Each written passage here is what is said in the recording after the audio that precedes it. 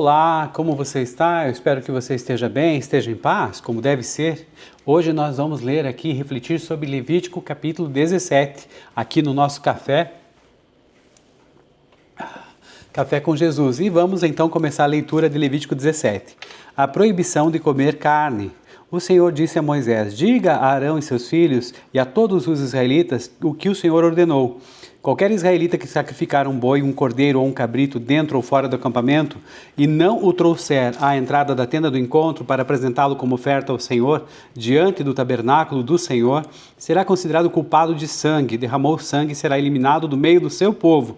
Os sacrifícios que os israelitas agora fazem em campo aberto passarão a trazer ao Senhor, entregando-os ao sacerdote para oferecê-los ao Senhor à entrada da tenda do encontro, e os sacrificarão como ofertas de comunhão.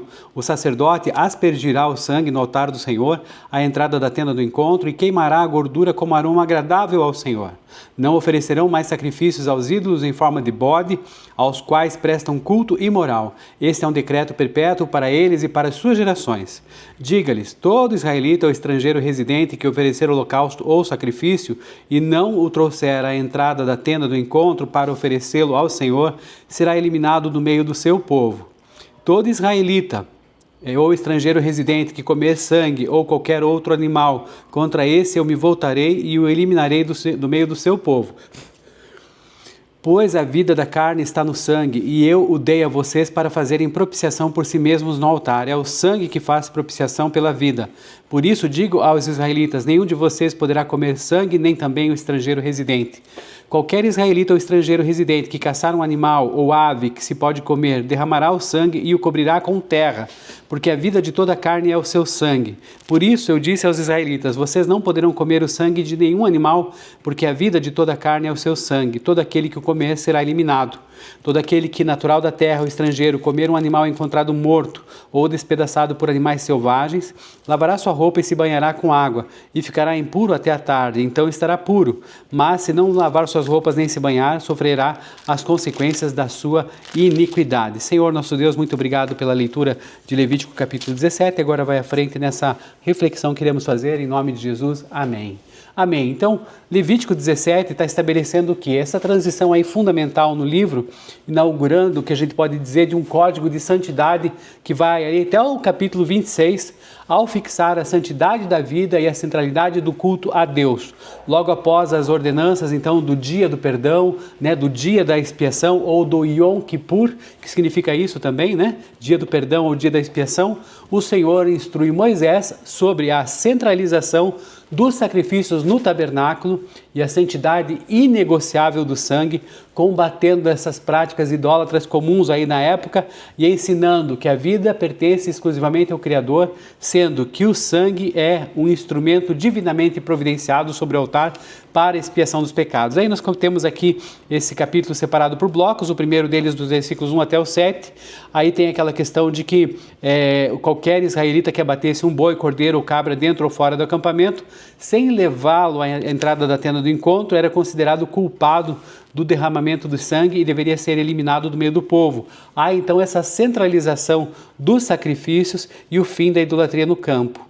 Então o que acontece é o seguinte: o objetivo era fazer com que o povo levasse os seus sacrifícios aos sacerdotes, oferecendo então esses sacrifícios de comunhão ao Senhor, e deixasse de sacrificar aos demônios, aos ídolos em forma de bodes que estavam ali em campo aberto, não eles, mas assim, fazer isso em campo aberto, que isso era um decreto perpétuo para as suas gerações. Então não podia fazer isso, tinha que deixar de sacrificar aos demônios, esses ídolos em forma de bodes. E aí, esse texto de Levítico capítulo 17, versículo 7, não deixa dúvidas. Vamos ler?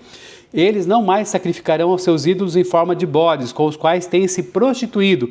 Na versão NVI fala que aos quais prestam culto imoral. Então não oferecerão mais sacrifícios aos ídolos em forma de bode, aos quais prestam culto imoral. Esse é um decreto perpétuo para eles e para as suas gerações. Versículo 7 de Levítico 17. O que estava acontecendo aí na prática? Vamos pensar um pouquinho sobre essa questão? 3 fatores explicam porque Deus ordenou que todo o abate fosse centralizado na entrada da tenda do encontro. O primeiro é essa bagagem cultural do Egito, né? Esses tais de Seirim. Os israelitas tinham acabado de sair séculos antes do Egito, onde a adoração a deuses zoomórficos. O que são deuses zoomórficos? São os cultos a bodes, divindades da fertilidade ali na região do delta. Isso era fortíssimo ali. Então, no hebraico, o termo usado no versículo 7 é Seirim, que significa literalmente peludos ou então bodes selvagens, que eram frequentemente associados aí na literatura antiga do Oriente Próximo a espíritos do deserto, demônios, né, que habitavam ali os lugares áridos e ermos. Então, existe então essa privatização aí do campo aberto, porque antes de Levítico 17, o povo fazia o quê? Ele pegava um animal, ia por meio da estepe ali no campo aberto, digamos, né, abatia o animal, a res, e fazia o que bem entendia. Derramava sangue, invocando a proteção ali das entidades do deserto para o rebanho. E também comia o sangue ou realizava rituais ali de fertilidade. Criava-se então uma espécie de espiritualidade paralela, longe dos olhos dos sacerdotes e da comunidade. E o que está acontecendo então? A dessacralização e o fim dessas práticas mágicas. Por quê? No antigo Oriente Próximo ali e nas culturas que a gente viu ali cananeias, né, ao redor, acreditava-se então que consumir ali a carne, né, vamos dizer assim, o sangue, perdão, conferia o quê? Vigor espiritual. E isso permitia comunhão direta então com o espírito dos antepassados e garantia então o favor de deuses, né, que eles acreditavam que eram entidades ligadas aí à terra e ao submundo. Então, isso também tinha essa dificuldade. Bom, o que acontece? Tem também aí uma potencial, vamos dizer assim, conexão com o bode Azazel, que nós lemos ali em Levítico 16 ontem, né? E isso, o que está acontecendo? No dia da expiação, o bode emissário, ele fazia o quê? Ele, na verdade, era enviado para o deserto para Azazel, simbolizando que o pecado e a impureza estavam sendo ali banidos para o lugar de desolação, para fora do acampamento sagrado. Então, o problema é que o povo começou a confundir ali a questão desse simbolismo. Em vez de reconhecer o deserto como um lugar de impureza, banida, né? Muitos iam ao deserto para prestar culto para esses seres aí que eles achavam que dominavam aquele território.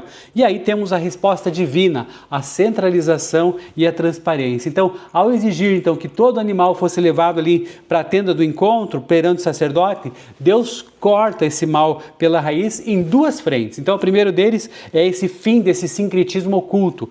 O abate, então, se torna um ato comunitário e público de oferta de comunhão, onde o sangue era aspergido, vamos dizer assim, né, exclusivamente ali no altar de Yahvé e a gordura era queimada com aroma agradável ao Senhor. Depois nós temos a dessacralização desses demônios do deserto. Então, se retira qualquer poder mágico atribuído ao sangue e às criaturas do deserto, ensinando o quê? Que a vida pertence única e exclusivamente ao Deus Criador e que o sangue tem uma única função sagrada, a expiação. Depois nós vamos ver ali nos versículos 8 e 9 a obrigatoriedade do altar que era para nativos e também estrangeiros, certo? Depois nós temos a questão dos versículos 10 e 12, a proibição do consumo de sangue e esse princípio da expiação. Por quê? Porque a vida está no sangue. Deus declara de forma categórica que se voltará contra qualquer israelita ou estrangeiro residente ali que comer sangue, eliminando da comunidade. O fundamento disso, o versículo 11, revela essa razão central. A vida da carne está no sangue e Deus o concedeu sobre o altar para fazer expiação pela vida das pessoas, pois é o sangue que realiza a expiação em virtude da vida que nele há. Depois nós temos aí a questão do sangue como propriedade exclusiva, essa teologia desse versículo 11. Por quê? Isso é uma concessão divina única. Veja só, pois a vida da carne está no sangue e eu o dei a vocês sobre o altar para fazer expiação por suas vidas. Veja só, não é um direito humano, é uma concessão. O texto aqui enfatiza para a gente que o homem não tem direito intrínseco sobre a vida de um animal. Quando alguém comia a carne do sacrifício, Deus podia dizer assim, né? A carne eu permito que você nutra o seu corpo, mas o sangue, que representa então a centelha de vida, esse pertence a mim, exclusivamente. Então, existe essa questão. E também no versículo 13, essa questão de cobrir ali com terra, né? No caso de uma caça, servos, aves silvestres, que não podiam ser oferecidos no altar, o sangue não podia ser simplesmente deixado exposto. Então, cobri-lo com pó era um ato de reverência, vamos dizer assim, quase funerária pela vida que foi retirada, devolvendo-se então simbolicamente, né, o fôlego da criatura ao pó de onde ela veio, como a gente vê em Gênesis capítulo 2, versículo 7 e capítulo 3, versículo 19. Depois nós temos a questão do bloco 4, ali dos versículos 13 e 14, os cuidados com a caça e a reafirmação então da santidade de vida, que tinha que obrigatoriamente escorrer o sangue e cobri-lo com terra, né, como nós já vimos também, e a questão de que toda criatura, a vida de toda criatura é o seu sangue, ninguém então deveria ingerir sangue, sob pena de quê? De corte da comunhão pactual e da eliminação do povo. Depois nós temos o último bloco, que é dos versículos 15 até o 16, diz respeito então à purificação pelo consumo de animais mortos por causas naturais. Então, nesse caso, todo aquele, né, nativo, estrangeiro, que comesse de um animal que foi encontrado morto ou dilacerado ali por feras selvagens, deveria então lavar suas roupas, banhar-se com água e permanecer cerimonialmente impuro até o entardecer, e após isso ficaria puro. Lembrando que até o entardecer é até o final do dia, né, já que eles contavam ali, o pôr do sol era o final de um dia e o início do outro, diferente do que nós vemos aqui, que o nosso dia acaba às 23h59 e o outro começa às 0 horas e 1 minuto. Né? Então, nesse sentido, é diferente, mas então até o entardecer, aí depois disso ele ficaria puro. E aí, caso a pessoa não lavasse as suas vestes, nem se banhasse conforme a ordenança, sofreria as consequências da sua própria iniquidade. Bom, o capítulo 17 de Levítico, o que ele ensina para a gente? Ensina o seguinte, que de modo pedagógico, a vida é uma dádiva sagrada de autoria divina e que a verdadeira adoração, ela na verdade exige da gente, né, essa questão de que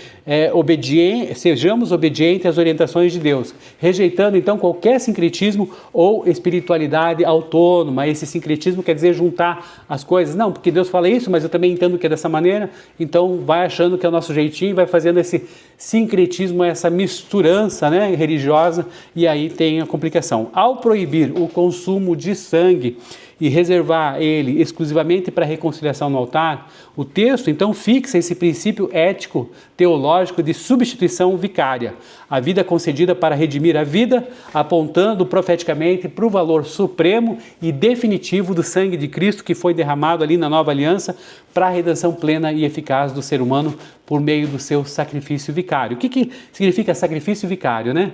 Significa então assim, o ato sacrificial realizado por alguém em lugar de outrem, assumindo então a sua posição, a sua culpa e a penalidade que lhe cabia. O termo vem do latim vicarius, aquele que substitui, representante ou substituto, e designa aqui na teologia bíblica o princípio pelo qual uma vida inocente é oferecida no lugar do culpado para realizar a expiação e satisfazer a justiça divina, prefigurado aí nos sacrifícios do Antigo Testamento e cumprido de forma plena e definitiva em Jesus Cristo, que morreu na cruz em nosso lugar para nos reconciliar com Deus.